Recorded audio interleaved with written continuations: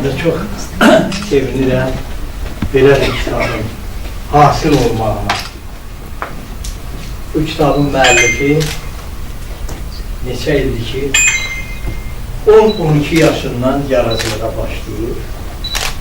Mən xatırlayıram ki, bizim ədəbiyyatımızda belə lap cavan yaşlarından yaradıcılığa başlayan Cəfər Cabbarlı olur. Basit müəllim Cəfər Cabbarlının bir nömrəli tədqiqatçısıdır.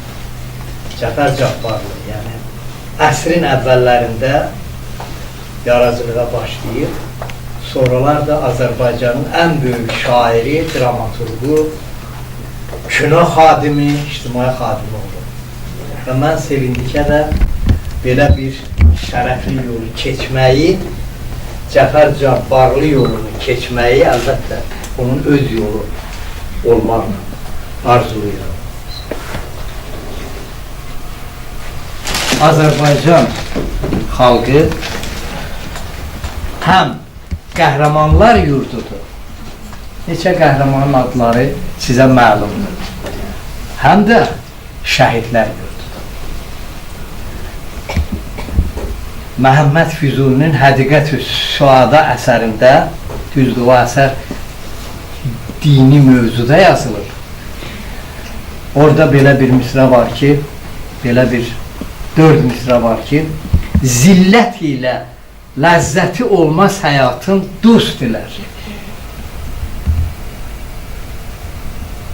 Dünyadan kam almaq gərək, əcz ilə dönmək ədudən səhlidir.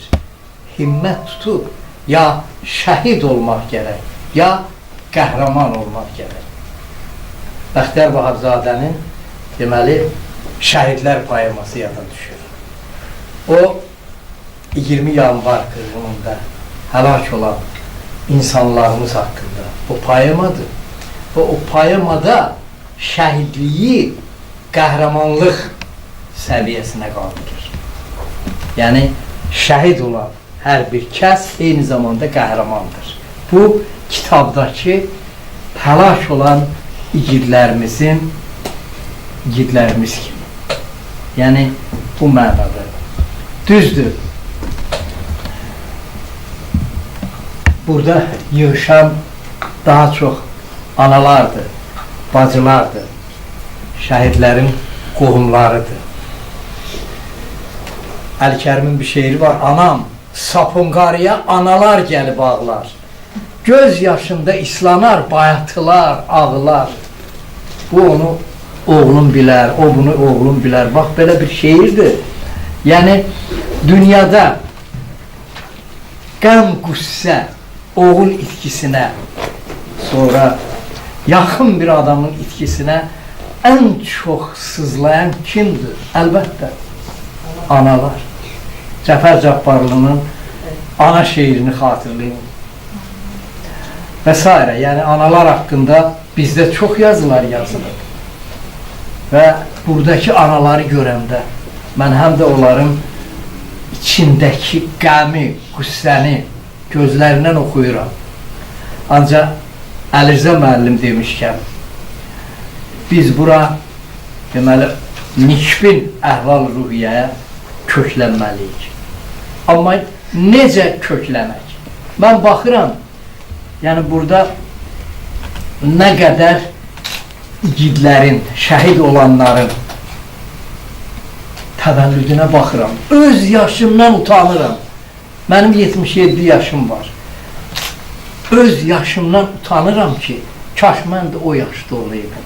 2001-ci ildə, 2002-ci ildə, hətta 2005-ci ildə şəhid olanlar, vətən torpağı uğrunda şəhid olanlar var. 2005-ci il, deməli 2003-cü il, hələ onlar, deməli, onların şəhid olanda 19-20 yaşları vardı, indi biraz keçib, 19-20 yaşları vardı. İndi 25 yaşa çatıblar. Və əlbəttə, qara torpaq mən demirəm. Çünki bu igidlər, bu şəhidlər qara torpağı da zinətləndirən oğullardır. Qara torpağı da zinətləndirən oğullardır. Və mən özümdən 60 yaş kiçik olan belə bir oğlanın, yəni belə bir kitab yazmağını, yəni təkcə bu kitab deyir, 4-5 belə kitabın müəllifidir. Bizim yazıçıların çoxu, yəni bəzi əsərlər yazmalıdırlar. Bu igidlərimizin keçdiyi yolu işıqlandırmalıdırlar. Necə ki, 2-ci Dünya müharibəsində bilsin ana torpaq, eşitsin vətən, müsəllə əskərəm mən də bugündən. Bugün bir süngüdür əlimdə qələm. Bunu Səməd Vurğun demişdi. Mən heç kimi qınamıram. Amma bizim bədii ədəbiyyatın lazımı dərəcədə deməli müharibə haqqında əsərlər yazmağına ehtiyacdır. Kimdir bizim düşmənimiz? Əlbəttə. Karl Marx deyirdi ki, insan erməni ola bilər, amma erməni insan ola bilməz. Vallahi. Yəni, indi sülh müqaviləsindən söhbət gedir. Təki yaxşı olar, gediş, gəliş var, amma mən şəxsən o Karl Marx'ın sözünü əsas tuturam ki, insan erməni ola bilər, amma erməni insan ola bilməz. Vallahi.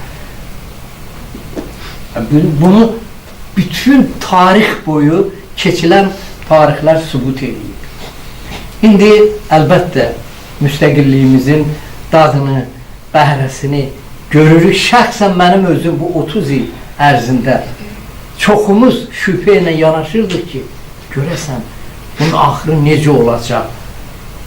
Və çox sağ olsun Ulu Öndərin ona layiq olan oğlu İlham Əliyevin komandanlığı və əlbəttə Azərbaycan əskərlərinin, Azərbaycan ordusunun şücaəti ilə biz bu əndişədən, biz bu zülümdən, mənəvi sıxıntıdan, yəni bu 30 ildə bizim içərimiz tamamilə, necə deyərlər, ölgün bir vəziyyətə düşmüşdü.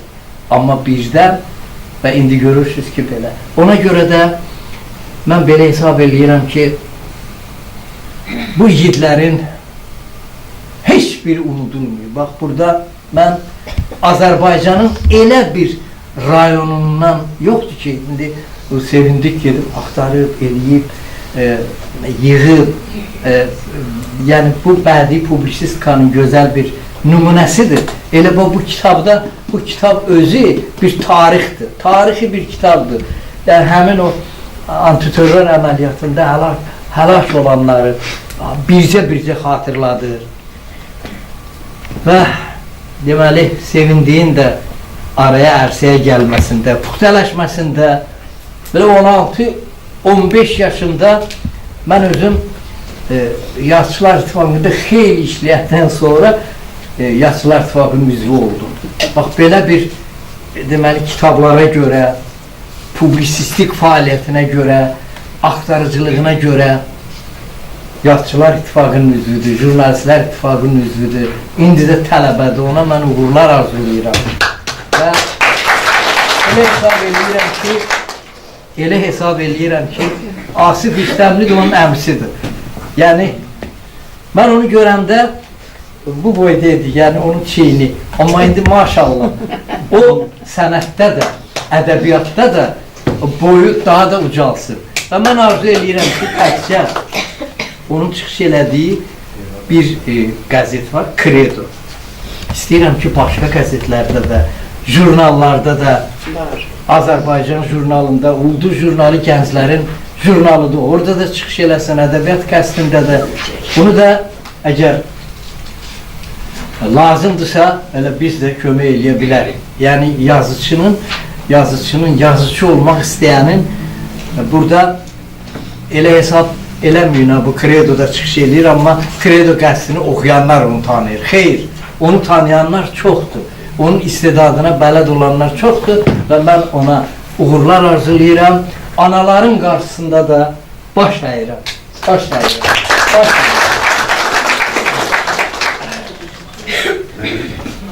Çox sağ olun, müəllim. Daim müəllimin də çıxışında bir nüans. Bir dəqiqə. Bir